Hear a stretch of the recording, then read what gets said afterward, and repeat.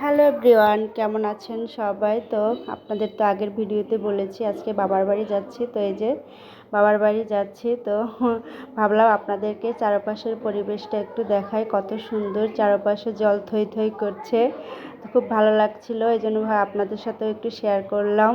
আর এখানে এই যে পাটের দিন, বর্ষার সময় পাট ওঠে।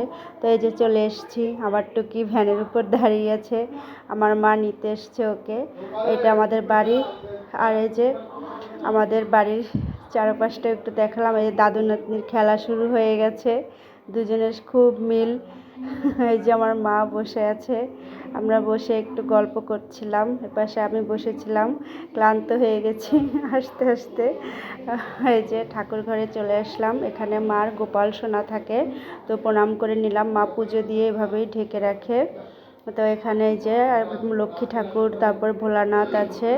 আর এই পাশে হচ্ছে আমার দাদু ঠাকুরমা আর আমার বড়দি মানে আমার দাদুর দিদি ছিলেন, তো আমরাও বড়দি বলতাম। তারপরে যে মা ভাত বেড়েছে খাওয়ার জন্য, তো খেতে চলে এসেছি।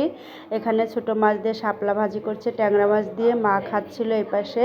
আর এখানে আছে পুঁই শাক শিং মাছ দিয়ে, আর এখানে শশা হচ্ছে শিং মাছ দিয়ে রান্না করেছে। আজকে খাবারের আইটেম ছিল খুবই সুস্বাদু। এখানে রুই মাছ রান্না করেছে, রুই মাছটাও ভালো ছিল। তো এই যে খাওয়া দাওয়া শেষে টিভি দেখতে বসেছি, দিদি নাম্বার 1 দেখছি। তো ভিডিওটি ভালো লাগলো অবশ্যই লাইক কমেন্ট শেয়ার করবেন। আর আজ এই পর্যন্তই, টাটা।